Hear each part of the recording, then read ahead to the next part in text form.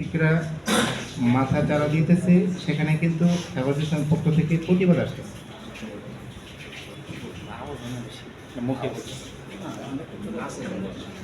তো এই জন্য যেখানেই নাস্তিকরা মাথা চারা দিয়েছে, হেফাজত ইসলাম সেখানে প্রতিবাদ করতেছে।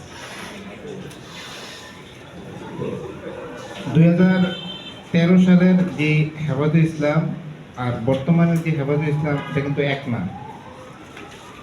2013 সালে যখন কাজকর্ম করছে মুরব্বিয়ান একরাম, অনেক কাজগুলো এমন হয়েছে তৎক্ষণাৎ সিদ্ধান্ত নিছে।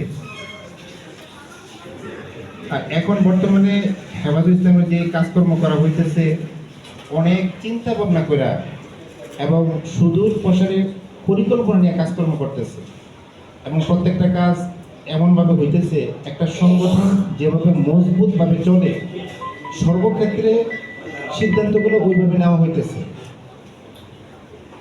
এবং মূল সংগঠনের ভিতরে যারা আছে বর্তমানে মোটামুটি 95%